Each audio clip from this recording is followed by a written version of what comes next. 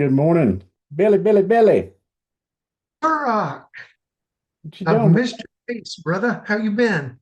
I'm good. I just got a confirmation Toby's coming up. Be here next Thursday. Thursday to Sunday, yeah. Gonna Oh, take him Lord, riding one day. He loves to fish. So I'm gonna oh go yeah, take him riding one day and he's gonna go fishing one day. I think he's gonna probably just come Thursday to Sunday. He's got to get so back. this next of Josh's school year need to find a time, like whether it's late spring or or I mean late fall or spring of Yeah, next to come see you guys. dude, that'd be So awesome. Hey, we real would love quick, I don't were you on Monday when I did the Jesse? Okay, you might want to to. go watch that recording. Okay. I just went through the whole thing in detail. And FYI, when you watch it all and you're going to watch Russ's presentation that's part of the drip campaign, Yeah. Jesse's redoing that. Jesse's in the process. He's already recorded it, the rough draft. He should have it, if not next week, the week after. That'll Okay. be probably better than Russ's because Russ Okay. doesn't go into detail about the fast cap and some of the things you get. Anyway, I've gotten a lot of good feedback, dude. There's about 4 or 5 agents are very leaning in. One of the other ladies that's on there, she's only been on board for about 9 months, already has 4 people she brought in. She's a coach. She's been in real estate for a while. She's like 2 levels down from Jay. Yeah. She loved it. I've had 3 or 4 people go, okay, I can do that, Oh, right? nice. Especially people with large databases. I mean, if you only Yeah. got 1 out of 10 to be interested, You're at least yeah. throw So that out. anyway, yeah, 10 excited looking. about that. Good Ooh, morning. Good morning. What's going on, Roger? I see you're on here, my friend. Feel free if you guys can come on camera. I'm assuming that's Kathy. Sean, if you want to Give make me you okay, help let make you people co-host. Okay. And then I told Kim I've got a Zoom at 10, so I've got to jump off about 5 minutes early. What's going on, Hi. Roger? How you doing? Good. How you doing? Doing well, doing well. All right, we Awesome. got Andy, we got Tim, we got the big dogs in What's up, house. boys? Say, this is like the power players right here. I better jump off and go, eat some bonbons on the couch or something around this crew. No, it's good to see you, Bill. Wish you were here more. Love your I know. smiling face all the time. Uh-huh. We're about to get my son back to college, so life becomes a whole lot more predictable for us. That sounds So, like an excuse to me. well, it has been. I'll admit it. Yeah. It has Don't been. don't throw that out at Tim. He'll pin you down on that one. What's up, Roger? How you doing, man? Good. How you doing? Good, good. Awesome. So, Roger, are you here this morning, my friend? You got a question, anything going on that we can help with? Um, I'm just still trying to get everything in place. Um, Figuring out all this, new construction stuff, and I got my gimbal in, trying to learn that and Yeah, get there's a involved little in bit the of a learning YouTube curve with stuff. that little booger, but it is pretty awesome once you get that thing down, how it just, no matter where you move, it just stays right there with you. Yeah, Yeah, I took pretty it out to cool. use on one of my listings the other day, and I've been watching videos on how to do it, and I got Yeah. out there and I couldn't get to work for anything. And Yeah. I got back home just kind of dumbfounded. I forgot to turn the app on my phone. I think is what the whole problem was. So it's just, oh, just got to I figure it out. haven't figured it out either. I threw mine I- in the garbage.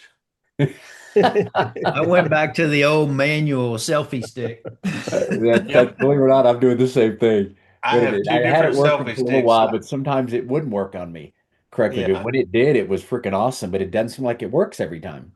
No, I have two different selfie sticks I use. I have a shorter one that's a tripod, and then I have a longer one that has a telescopic thing on it, and that's it. That's the only two things I Yeah, use. So when it me doesn't too. move, you just hold it steady Correct. with You your just phone do on it on there. your phone, Andy, with your phone. Yep. Yeah. Yeah. Gotcha. Yeah. Oh yeah, because I also went and bought a $650 DJI Moji 3 something crap, and that thing's sitting in the closet, and I don't think I've ever taken it out of the box. So I use an iPhone, a selfie stick, and a lapel microphone, and that's it. Yeah. And his lapel microphone costs $20 on Amazon. It's Yes. Yeah. nothing fancy, Yeah. and it doesn't need to be. I hadn't pulled that sucker out. Now, probably Roger, in about 4 or 5 months, I've went back to the same thing. The first few times, it took me a learning curve, and I got it working a few times. But I've been doing most of mine sit in my chair with a green screen now. with the videos that I'm doing, so I'm not really out and about doing it. But if you're out and about, yeah, I'm with you, Andy. Just putting on a stick and just holding it and keeping it right there with you is a lot easier. Yep. We dropped my son's majoring in theme park management. So he's got a circle of friends that some of them are pretty heavy YouTubers in the roller coaster world that we've become friends with. So being at parks with them sometimes and watching them film content, it's pretty interesting because one of them uses a gimbal and the other one has like actual camera that he films himself. It's pretty crazy. Yeah. Sounds like we need a class on the gimbal. Yeah. Well, I I can sure as bring heck in ain't teaching it. I can get a roller coaster content creator to give a tutorial on it. There you go. So Roger, I heard you comment. So you sound like you're getting the funnel set up yourself? Yeah, it's the new construction one, Yeah. and it's more just a learning curve for me, just trying to figure out the whole system and the um, moving people around, and I'm starting to move some people over to Bold Trail and Yeah. revamping Bold Trail a little bit for um, yeah, the campaigns. One of the things I do need, maybe you guys got some tips and stuff on here with the attract ROI. Some of the questions the AI is asking, um, to me, it doesn't seem like they're the best ones. I'm not real sure how to go in there and change them yet, but I'm thinking that's something maybe I want to do to get a better response. Um, You're talking about the automation, the yeah, emails and text messages that go out. yeah. Yeah. So Um, I want to tweak that a little bit. The cost has come way down. I'm just under $4 now. oh, good. That's So awesome. Very good. and I got some people I'm talking to, so it's it's starting to take off now. How So are many you total saying you're needing leads? some help with the wording that goes within the automation, the emails and the text strips and so forth? Yeah, the AI, can you change what it's saying, or is that just Oh, it yeah. says what it wants to say?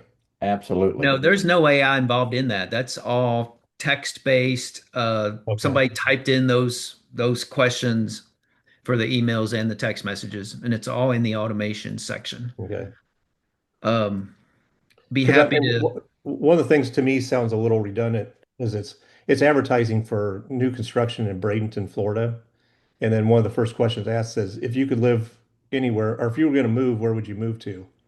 Well, they responded yeah, on that to Bradenton, Florida, and they come back and say Bradenton. So, I mean, the ones that do respond, it is, but it's not a meaningful response, or it's not a meaningful question to to go deeper into a conversation. I already know they're interested because they clicked on it in yeah. Bradenton. There's two answers there, and this is something I cover in the kickoff call, which we haven't really done yet because you weren't ready for the whole shebang. But Right.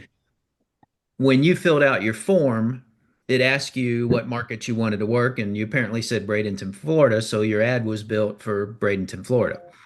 What I do is I tweak that very first email and text message that goes out. As promised, here's all the new construction homes in the Bradenton, Florida area, is what I changed that to. And then I add another question in that same message, in that same email. Um, is there a specific part of the town you'd like to live in? Let me know, and I'll narrow this list down for you. And that takes Bradenton from here to here. That's what that question is designed to do, but it doesn't do it well. That's why I tweak it with every person that comes on and does the funnels.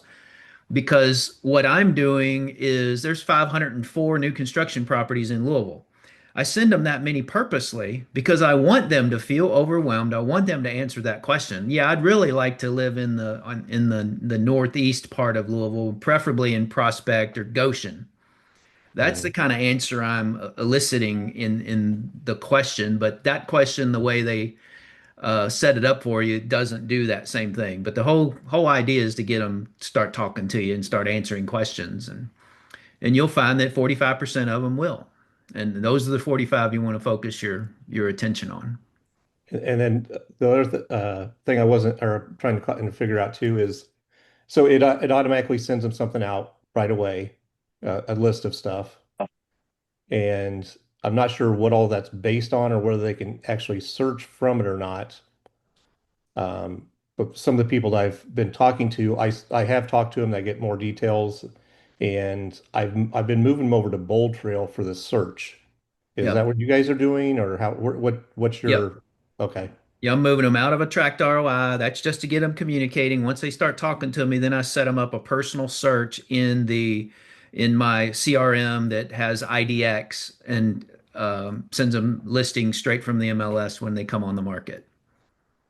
And one of the things I'm seeing, they just started now coming into Bold Trail because I thought something wasn't linked right because I put them in there probably a week ago, and just yesterday they started coming in. I started showing up in Bold Trail, and I went back and tracked, but it's the ones that I'm sending them. They're not like independently looking at stuff that I'm not sending them. Do you know? I know you're not on Bold Trail, Tim, but somebody's on Bold Trail. Are they getting some sort of search that they can independently do it, or are they just getting what I'm sending them?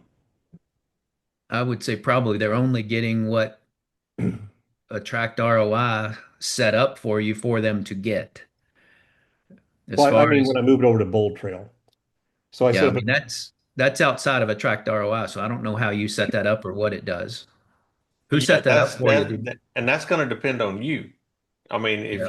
if you sent them a link and you require them to sign up on your site on Bold Trail, then, like I have mine set up to where if I send them something from, like, say, in Attract ROI, and I send them a list of all new construction homes in, say, Orange Beach, Alabama, well, then I set it up to where they don't have to register on my KV Core Bold Trail site because I already have their information. I don't want them to have to put in their name, email address, and phone number again because I already have it, right? So, but you can have them like if they go in and start doing searches on their own, like they go in and start researching once they get on there. If they say, "Oh, I really don't like this area," or "I don't want to look at new construction anymore," so then they start looking for resales and they do their own search, then your site may be set up to where it requires that they register after looking at two properties or three or four or what have you. And then they'll have to re-register on your site, which is not a bad thing, but it can be annoying to the client. So you Sure. might want to check that with inside Bold Trail. So And it's just is it toggle you just shut off or it basically you have to go into the back of the settings for each search, and you can turn it off for all searches and say nobody ever register. But I wouldn't set it up that way because if you Yeah. ever want to post an organic like a landing page, say on Facebook or something, you do want people to register. right? I usually set that up where they can look at one property and then they have to register. Let Okay. me simplify it for you, Roger, because I think you're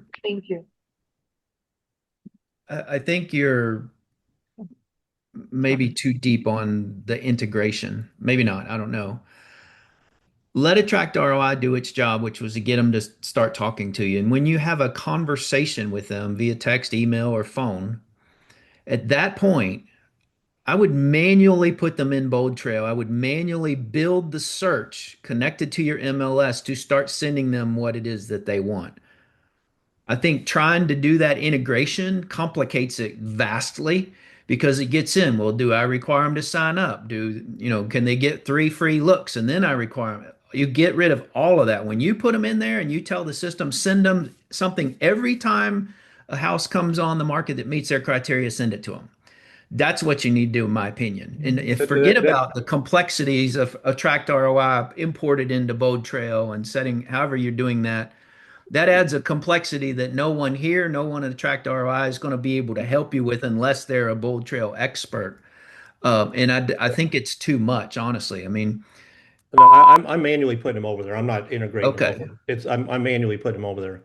But I just didn't know. Well, I'm not seeing them look at anything other than what I'm sending them. But this is just new that it's starting to happen too. So I just set Angie up as a prospect in Bold Trail and send her some specific homes and then sit down with her and have her go to something you've sent her and see what capabilities she has. Let her look at properties you've sent, let her favorite them, see what happens, and then let her try, have her try to go see if she can search beyond what you're seeing, what you're sending her, and see what happens. Okay. That's the best way to learn this. That's why I told you day one, put yourself in as a prospect and attract ROI. So you know every text message, every email that the prospect is getting, because that's going to help you figure out, oh yeah, I don't like the way that message sounds. I want to tweak that. And you and I can do that on a Zoom call next week, and knock that out in 20 minutes. We Okay. can get those automations modified to your liking so it sends something in. But again, you got to remember it's designed to get them to talk to you. That's why it says, I've been reaching out to you and I haven't heard from you. Where do we go from here? You may not like that, and it could be way better, but it does the job of taking someone to know is what they teach you in sales. Tell me yes or tell me no. Just tell me something so I don't waste my time on you if you're not interested. That's what it's designed to do. But we can tweak all those messages, and I'll show you fairly quickly how to do that. Okay. And if, as far as your Bradenton thing, I think you need to add maybe to your custom values the Bradenton, Florida area. So when that first message goes out, you're sending them this much. And then you ask them, where would you really want to be within that area? Change that terminology. And we shrink them down to here. Now they're talking to you. Now you build this search in Bold Trail. It might be now that we're talking about this. When I first set it up, I think I put Braid or Manatee in Sarasota County, and then I went in office hours because my ad what the house wasn't very good, and um, the guy that was helping me, he built a whole new ad out of it, in which it's not just a picture of a house, it's a whole ad. And he put in there Bradenton. He kind of copied off another agent that's in the area that's doing really well, and it was more specific to Bradenton. Hmm. So there may be a disconnect in what I initially put in as far as two counties to what the ad is actually saying. So maybe that's where the questions are coming that's not jiving to. I don't know. Yeah. Good news, it's all changeable. Yeah. I mean, you're not stuck on anything there. Okay. Sounds good. How many leads do you have total right now? Um, some of I just started went through this last night and I can't remember now. Just I want to roughly. say there's close to it's under 100, but there's probably about nine of them that have came through that are bogus, and they're like spam. Are you guys getting any spam coming through on yours? Yeah, Oh that'll no, happen no, nobody occasionally. on here ever gets any spam. Not when you're running Facebook ads. Spam, what is spam? You get all your Facebook email messages saying you're violating their terms. I'm going to cancel your account, and you get those. Yes, I yes, only yes. get like 40 of those a day because I'm running like five or six different Facebook accounts and five different YouTube channels. So yeah, I get quite a bit. Well, there's some So out of ladies the out there. 90, There's some ladies out there who really want to meet me too. Yeah. Oh yeah. Congrats. well, Yeah. I'm not going to go there. That could be a good problem or a bad problem. That's I the think it's wrong, bad. we're on the wrong call for that conversation. That's another Uh, 800 number. so how many legitimate leads have you got, excluding the spam ones, and how many people are you talking to about real estate? I'd say there's probably between 60 and 70, and talking to three, and initial conversations just that have kind of started ghost or have kind of ghosted me. Had a conversation with probably another six, five, six, seven Okay. that You made an showing any? initial response, and then they kind of went cold after that. Okay. You showing any properties yet to anybody in your database? No, I haven't shown any properties yet. Okay. And Jeanette just left. I was going to ask her how that compares. She's been doing this a little longer than you. But she did all of her YouTube videos first. So she started a little late in the game. There she is.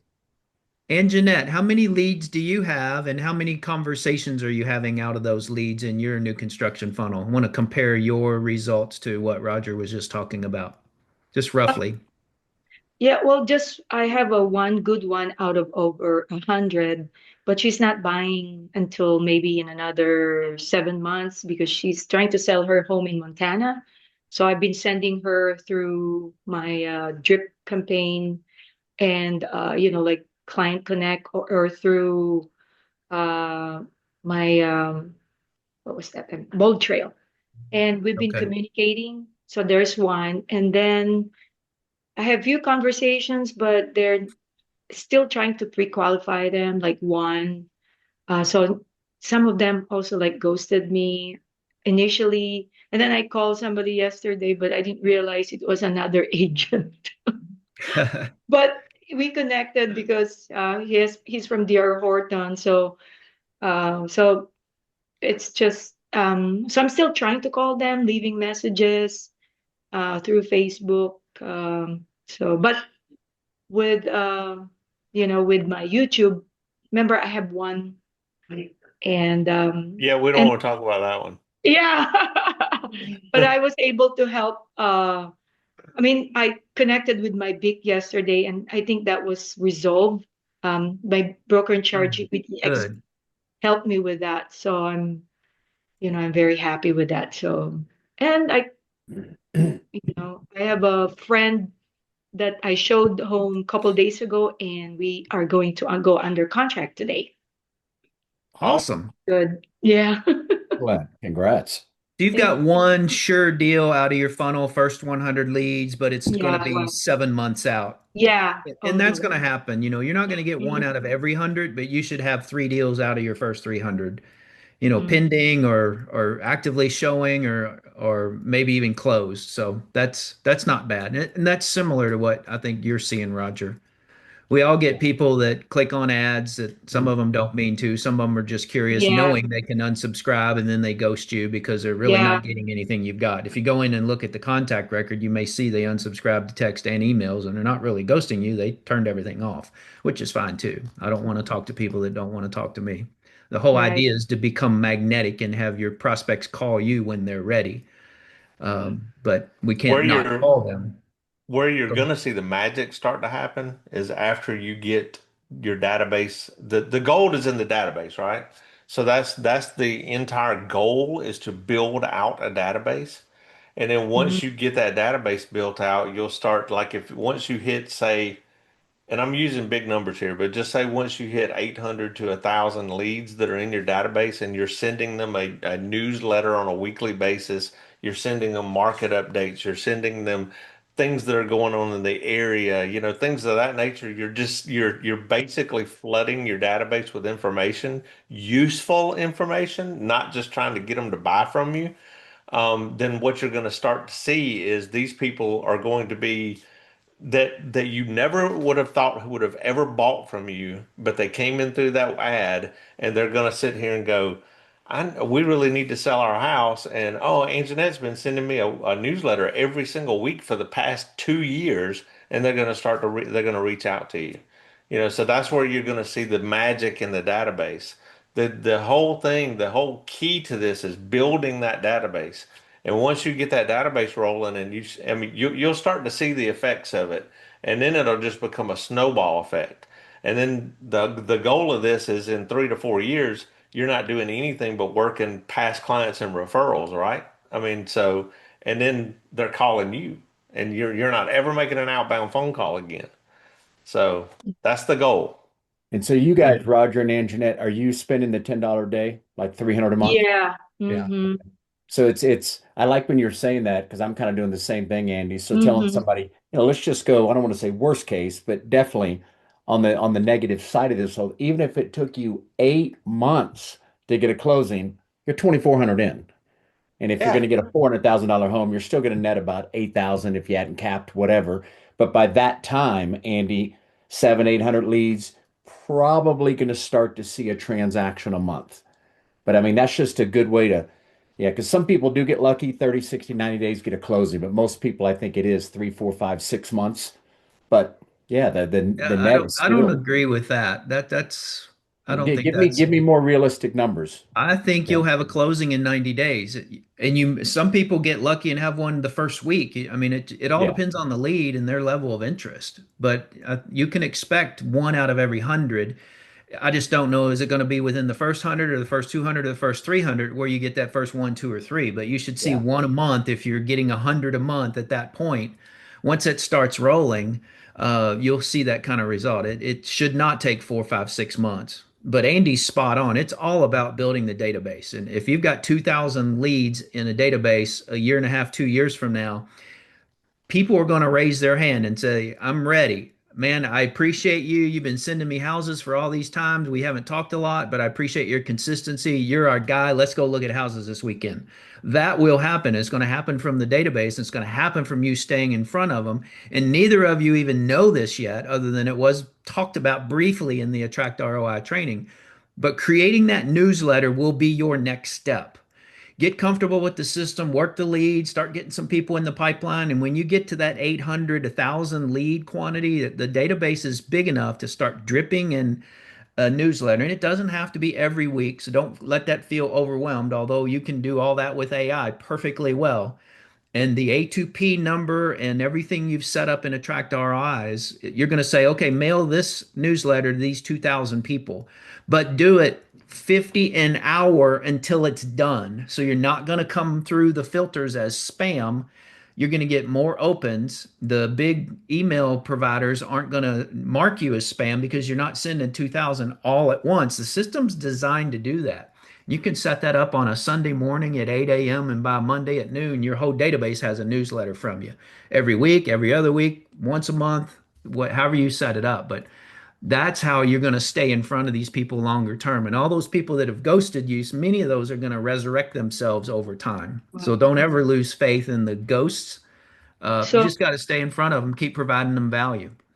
Tim, you suggest that all the leads that we get from the Facebook ad, I will manually add each one of them to my no, to No. my CRM. Let them stay in Attract ROI. Put them in your CRM when you start talking to them and they're ready for you to set them up a search and send them listings regularly that meet their specific criteria. So to build my database, only the one that wants to talk to me are the No. ones that's going to be on my boat trail. Yes. When you said Yes. something building your pipeline, your database, so the one that I will manually put in my database, like my bold trail, are the ones that are interested to talk to me or have Yes. conversation. Okay. You let 1,000 leads come into Attract ROI. That's the Mhm. database we're talking about. The Oh, ones okay. you talk to that say, yeah, I would love for you to send me homes that meet my criteria. Mm-hmm. Those are the ones you're going to manually put in Bold Trail, and you're going to Gotcha. start sending them specific listings from the MLS that meets their criteria. And your MLS is doing all the work. You don't have to do anything once you set up the search. But those Okay. 2,000 people are still in your Attract RR database. Those Mm-hmm. people are then going to start getting a newsletter from you sent from Attract ROI on some Okay. sort of consistent basis. That's how, and thank you for adding that, Andy. That's how you're going to stay in front of them. In addition to, at this point, those people are in the manual follow-up part of the system where you're just going to have to call them periodically. Say, hey, I was just checking Mm-hmm. in. We haven't talked in a while. How are the kids? How's the wife? Keep notes about their personal interest in the Mm-hmm. CRM so you can talk about, oh, I know your dog was sick at the vet the last time we talked. How's he doing? All Mm-hmm. that's building rapport. And Gotcha. then add the newsletter campaign when you get your list close to 1,000, and then that's another way you're going to stay in front of them. Maybe And there's before. Oh, go ahead. Sorry. I was going to just say there's plenty of other ways. Like Andy, and you can do this in Attract RI. He's actually doing this in Bold Trail because his original database came from old Zillow and Realtor.com leads and everything. But Andy sends them something every day, four Wow. times, I think, a And week. let me show you. I'm gonna share my screen with you and show you what Okay. consistency pays off, what consistency looks like and pays Please. off. This is a Please. screenshot of the back of my Attract ROI where my YouTube channel lives. Whoa. So this is in the last 8 months. Mm. This just shows you. You've got, can you see the screen? Yeah. Yeah. Yeah, so I'm 20 not $20 million won in revenue expected in the next before the year ends, another 18 Wow. million, and then Gee, max potential revenue is 84 million in the pipeline. that's Ooh. crazy, I'm dude. Who not wants to seeing. build a YouTube channel? Awesome. Come to me. I want that. That's You'll get what there. is that 3.5, almost 4 years now of YouTube? Well, how That many years? yeah, it's this November will be 4 years when we started Wow. it. But now, That's you got to take awesome. the first 7 months even out of consideration because of the learning process and building it up and 4 all years. that. So I was going to say, Andy didn't even know how to spell YouTube 4 years ago either. So all yeah, of you all are learning from Andy, who figured this out the hard way and are going to get there faster by eliminating all those mistakes Andy made that you won't make because he's telling you not to do stuff as well. Wow. Awesome. That That is was very incredible. inspiring. And Not I'm to sorry, give up. Anjanette, you had another question. Oh, yeah, yeah, yeah. So maybe sometime, Tim Andy, you can help us when I get to like 1,000 in my database, maybe in few months or maybe next year. I don't know, but maybe you can help me like how to create newsletter and something like that that I can incorporate in my bold trail as a drip campaign. So that's something I want to do when I get to that Yeah, billion yeah. That make a CFO. sounds note. that sounds like a video I could do and send it to you.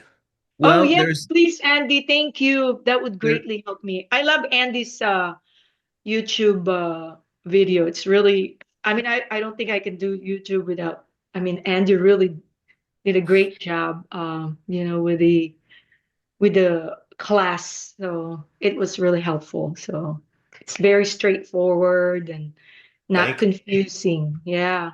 Make Love a it. note. Make a note too, Anjanette, to go into your digital president training library. There Yeah. is a video that they did on how to do a newsletter. I like And Andy the way Andy's he, will be much better yeah. and I've more current. actually, yeah, I watch it and like, I wish Andy can, oops, oops, sorry. How you doing today, Dan? Good, thanks. Sorry I was late. That's all right. Welcome, welcome. Thank you.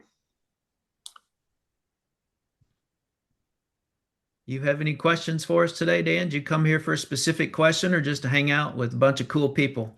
Well, I think probably the latter. It's the first time coming to this particular. I do Monday morning and Thursday morning. Uh, Okay. I'm a commercial agent, so it's kind of it's stuff I like to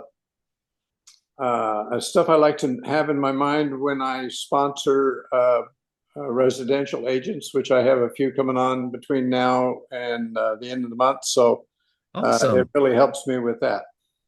Great job. Well, thanks for being here. This is what we call Connect to Collaborate. We have no agenda on Fridays. People show up at 11 a.m.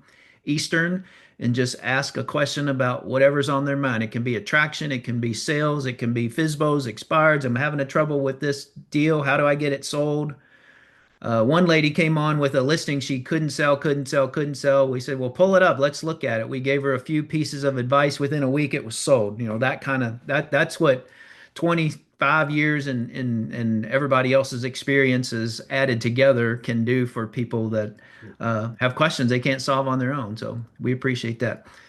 Hey, before you answer, Bill, your question, Dan, may I ask you real quick, the two that you're bringing on, how did that take place, if you don't mind sharing? Well, I've been in a couple of different ways. I've been in the bit. I'm 78 years old, so I've been in the business quite a while. I've been in a few different agencies. I'm in Yuma, Arizona, the largest independent one in Yuma, which all they did was take all my money. The How do you really feel? Yeah, exactly. When you're an old guy, you don't have time to explain too much. You just got to move on. Yep. But I recently I'm a broker, so I brokered a company for a construction company, partnered with their son, and so we had a lot of connections in town. Yuma's a small town, and so I started recruiting some of the residential people that I worked with, both here and in Phoenix. So I set up some meetings. I'm with Rob Campbell and Sean Kokoska. I don't know if you know those bandits, but Know both. they bring me a lot of support and help. So Awesome. I primarily set up my meetings with Rob, and of course, when I admit that I don't know much about I've done 4 residential deals in the last 15 years, and I think I messed up 3 of them. So you got to know your limitations, right? So there you go. So anyway, I enjoy learning. Yeah, if you got Rob Campbell, you got a stud. Well, and Yeah. Sean Kokoski too. They're both studs. Oh, I absolutely, I yeah. love those guys, and just so you know, I see the big cross on your chest. One of the big things that motivates me is I financially and physically support a mission south of here in Mexico that reaches out to the people in the landfill that live there. They're mostly winos and drug addicts. And we bring them out of there, clean them up, get them through rehab, get them into shelter, find them jobs, build churches, build sports facilities. So anyway, it's about 20 hours of my week and about 20% of my money. So it's Wow. How long you been doing that? That's incredible. I've been doing that for the last 3 years now. I went down there and a good friend of mine actually started one of the missions down there. Went down there with him, and I was just the Lord moved in my heart, and it's a blessing for me. We're just carrying out work in the kingdom, so it's our blessing. I know that a lot of them, it's amazing the work that can be done when you transition a wino drunks living in a box in the smoky dump in San Luis, Mexico, and bring them out, clean them up, and find out they're working in the same rehab facility that we send them to. Just within a year, it's life changing, and it's relatively inexpensive. We do a lot down there with not a whole lot of money. That is awesome. That fills the heart too. What a rewarding process. It is. And I just want to let you know, because it's very important to me. Yeah. Well, thanks for sharing that, Dan. You Appreciate bet. it. Thank you guys for the help. Mr. Rauhauser, you're up, brother. I actually just had a simple question but I'm a little lost on it. I've got an agent coming in that we're not doing a true co-sponsor, but we're doing a FLQA sponsor because the other agent is in my organization, is in my group. So and the guy coming in is brand new, and she's willing to, the agent we're co-sponsoring with is going to be taking him under her wing and kind of treating him like a team. Lives in the same town. That have any of you guys done that recently? Like an FLQA sponsor as opposed to a co-sponsor? Because I know it can't be a co-sponsor because she's in our group. Yeah. I was telling him the link that I have, I was telling him to go to corporate. The link that I used to use all the time, I'm getting ready to do one in September as well, no longer works. Do you guys have a more recent FLQA sponsor, how it walks you through? If not, I told him to check with corporate. Yeah, I don't. I'm familiar with the process and probably I can tell you answer who's your an expert at it. Who's that? Is Caleb. Caleb Leonard is an expert at it. Oh, that's right. He's the first one that brought it up to us. He knows he went down the rabbit hole with it. He knows all the ins and outs of it. Was it Caleb or was it Jay? No, it was Caleb. It was Caleb. Okay. Because Jay's done a ton of them too. Yeah, it's what's his 100% name? Caleb and Tyler Rioki too. Tyler knows exactly how to do them. You got their contact info, Billy? I've got Caleb's. That's what I'm looking for. Who am I thinking of? Trish's husband, Jay. What's his last name? Come on, Kathy, help me out. Jason K. Jason K. Oh, that's right. He's done them too. Jason has done a ton of them. That's right. Yeah. That's right. I didn't know Caleb had done any, but I know Jason has done a bunch. Yeah. Gotcha. Yeah. But I just remember Caleb a year ago was the first one that said something about it. We're all like, what? Didn't even know you could do it. Yeah. You got him, Billy? Their contact? I'll reach out. Or I'll go into corporate too. I just didn't know if any of you knew that off the top of your head. done some co-sponsors, but that's going to be the first FLQA sponsor, especially with that link not working now. They might have And changed something. and that lady that you're connecting him with, she's like a big producer, going to be his mentor, coach, all that kind of Yeah. stuff. That's Yeah, awesome. it actually worked out. This was a guy who was a patient of mine in my chiropractic days that's getting his license and they're moving to Cincinnati. So not only did I get a referral on the his buying his house in Cincinnati, that got us he's needing someone to walk him through hand in hand, and she deals with a lot more new agents. And so I just figured I didn't want to be the one in a different city training him how to do business in Cincinnati when I had a Yeah. girl that's willing to do that. So, Yeah, that's awesome. Co-sponsorship and QA sponsorship are wonderful things. I'm assuming you're keeping the FLQA and the girls getting yeah, the rev share. yeah, we Yeah, need the FLQA. We're wanting the FLQAs way more than the others. yeah, So I'll let her have the rev share and keep the right. FLQA. Awesome. Yeah, Who perfect. else Thank has a you. question? Yeah, you're welcome. We Well, got David Trung in the house. When David comes on, something big's going on. What's going on, David? Nothing. I just come here to listen to you all. That's all. I have a quick question. I always have a question, sorry. That's all right. Go ahead. That's So, the only way you learn is asking questions. yeah, I know. I always write it down because so I don't forget. Because when we had a meeting last week, with our EXP here with Tiffany Maddox, she's our big here. And so we have a meeting with the NREC, the National Real Estate Commission, here that I don't know if you guys are also have the same situation with us where we're seller now can refuse to pay buyer's agent commission. And it's always been a negotiable. And so how do you, because I have one situation last year that I lost a seller because they refused to buy buyer's agent's commission. And, you know, I strongly would like them to do that because for me, that's the only way that will kind of minimize, uh, the sale of your home. Like it, because most agents, when they find out that, you're not giving sellers, means buyer's agents compensation, they try to avoid your listing or something like that, the buyer will say, oh, I'm not going to pay, let's find a home that will offer you a compensation. So how do you negotiate that with the seller, or what's a good conversation with them that they will agree to, So you your know your question is you represent buyers and how do you get I represent the seller in you this. represent the seller. So this is a conversation you have at the listing table then. Yeah, yeah. So Mr. and Mrs. Seller, I don't know if you know, but the whole industry changed in Mm-hmm. 2024. Used to be the seller would sign up and to pay a full commission, and that commission would be split in some way between me, the listing agent, your agent, and the buyer's agent. The NAR and the Department of Justice got in a dispute over this, and they've decoupled the commissions.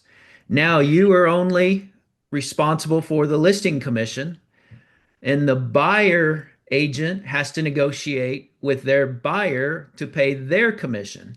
However, 100% of the time, and I'm speaking what I would say in my market, Mm-hmm. 100% of the time, when I have represented other sellers, the buyers in their contract, when they write an offer on your house, are still Mm-hmm. asking the seller to compensate them for their buyer brokerage fee. And also, 100% of the time, the sellers I've worked with have agreed to do that.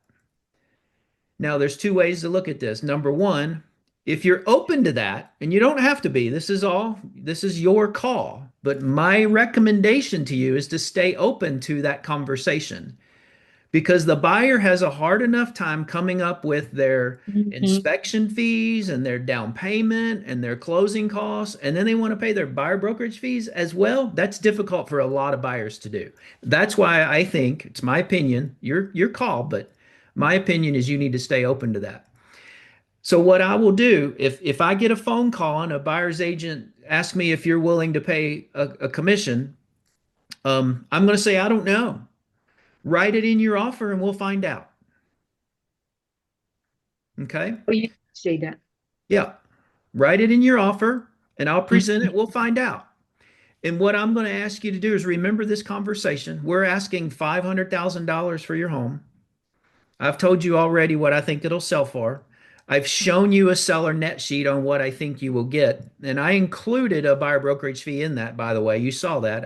I just assumed this percentage and this percentage.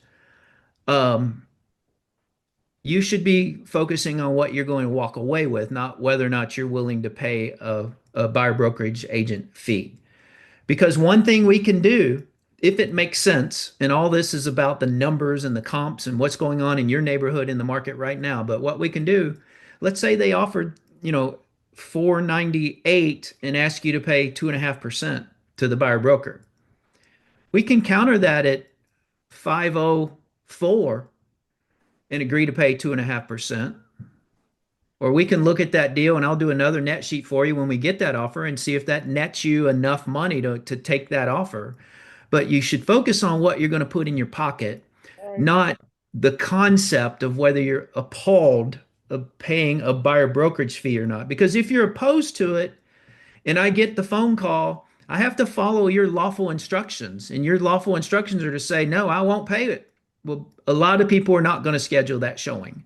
I can't say that factually across the board, but I know there are a ton of buyers out there. In fact, the majority of them that are not going to be able to afford to pay all those things I talked about and pay their own commission. So I think you should stay open to it. That's my professional advice as the person you've chose to hire to represent you in this transaction.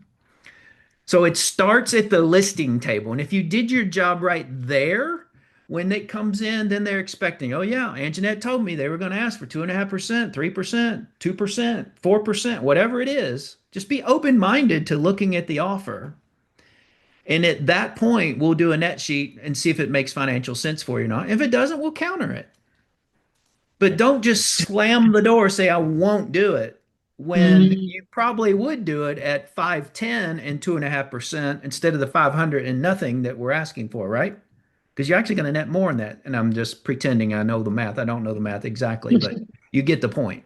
Does, Mhm. does that make sense? Do you Well, have any questions about that? No, that was really awesome. But um, in my Make experience, a like, YouTube short out of that, Andy. yeah, Yeah, And no Angela, kidding. after your you after know your you can go back and newsletter, listen to the recording, right, yeah, Angela? that's Okay. why I was gonna take notes of what I like to take notes. So that's why when Andy posted it, I'll make a script out of it There you go. There you go. because that way when I present that, I have that cheat sheet or script with me.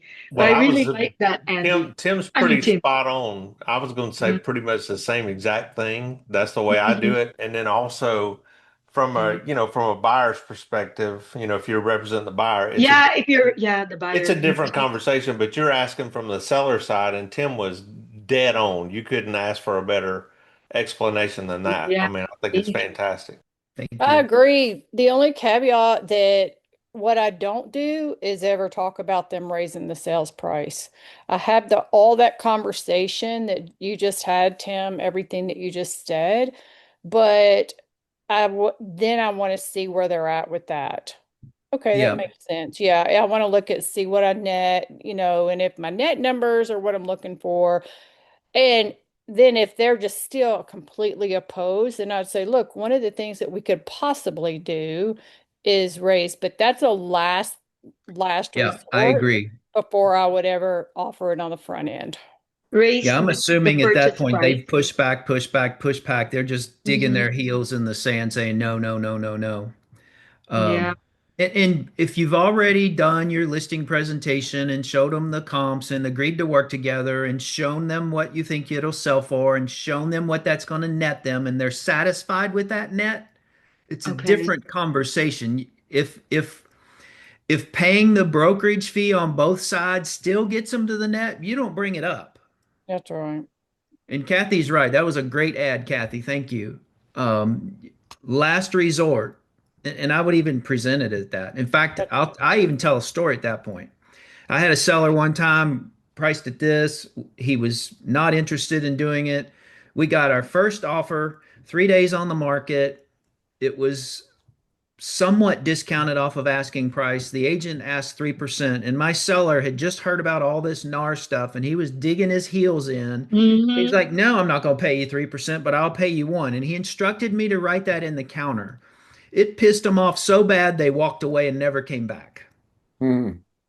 And when you got stories to tell like that, not that that's going to be your situation, but you have to think, all this is, ladies and gentlemen, is bringing willing parties to the table. Are you willing to sell your house? Yes. Are you willing to buy this house? Yes. All right, let's figure it out. What's going to make Mm-hmm. the best sense and satisfy everybody at the same time? Right. Exactly. Good. And there's Good. been many a time when I've had a listing that I've cut the that my seller has had me reduce, or I have in the conversation with my seller, we've gone back and negotiated the commission too, because now the commission has to be put in the offer, right? There's Mm-hmm. been many a times I would like highly just like on the front end, I'd highly discourage doing 1%, but there's been several times I've done 2.25, 2.5, if the net numbers aren't playing out how my seller wants them to play out. It's like, look, just like they're asking for the refrigerator and they're asking for you to pay title, we can negotiate this commission if we need to. And that's only if I'm getting pushback on the offer from my seller. I mean, we could potentially, negotiate and the buyer may or may not, um, if their agent requires that they pay the difference, it could turn them away. And just it's all about everything we're talking about here is all about educating them and letting them make the best fully informed decision of what the consequences might or might not be, right? Mm-hmm. If they don't choose to. But, kind of what Tim said, 100% of the time, ever since that law changed, I've had my sellers pay commission of some kind. And it's usually always at least 2.25. But I don't negotiate that amount on the front end. I look on the, see what comes in. But I've got them open-minded to agree to pay. And so they always do. Good Okay. stuff. I also make that part of my listing presentation, and I'm just telling you my numbers. This is not a Mm-hmm. open forum about commissions, but I'm going to charge 3.5% on the seller side. And if I represent or excuse me, if the buyer is not represented, Yeah. I'm going to charge you an extra 1%. Yep. A buyer's agent's probably going to ask you for 2.25, 2.5, 3%. But because I can facilitate everything in one transaction, I won't represent the buyer. I only represent you. But if there's no buyer's agent on the other side, my fee is Mm-hmm. 4.5% instead of 3.5%. And I'm setting the expectation that we're going to get in our offer Right. a commission request to pay the buyer brokerage is higher than 1%. Yep. So that can, I mean, and Kathy's spot on again, That's good. it's all about education. Mhm. And Yeah. I apologize, Kathy and Sean know this. I have to run a little bit early. So Kathy, you Thank are you, the host. Tim. Yeah, you're Yeah. Yep. welcome. Thank you, Thank you all Tim. for Okay. being That's here. And Yep. good. Kathy, that was Thank you. Love the awesome. questions Yep. today. Thank you, Yep. Kathy Yeah. and Dean. You're Yeah. welcome. And real David, you quick, had your Kathy, hand up. yeah, real quick, Kathy, I turned it over to you. I got to jump in about 3 minutes. You Okay. got okay. Hey, David, go ahead, my friend. You've had your hand up a while. We put him I to sleep. okay, hi. I had a seller got a question on this. This is probably the first. It's not my seller either. It's one of my team member. She know the daughter of the sellers that buy house. He bought a house like 900,000. He put in about 700,000 renovation it. Wanted to stay, but he decided to move. He's on the lake. and she and her husband, I mean, he and his wife say it's easy to sell. It's not much in the lake and all that. They are the one who do the drone, and then we do professional picture and all that. They just need her to put in the MLS, my team member, and they say they don't mind to pay the agent a commission, 3% or whatever, but they don't want to pay listing fee. They say they want to list it, they only pay. They're willing to pay her something, $3,000, a flat fee, to put it on the MLS and list, and, for them. And they thought the house would sell itself. That way, you got appraisal done. They will do repair on it and all that. And I talked to our broker. I mean, it's too low. My girl say that she take 12,000. I would kind of leave it up to her, whatever she wants to do. But I want to get some idea and have you run into something like that and look like a seller without, the listing agent is nothing. They just he would try to do for several owner maybe before that. So he looked like he maybe selling sell house himself want to try, and he said he had a bad experience with for sale on the website.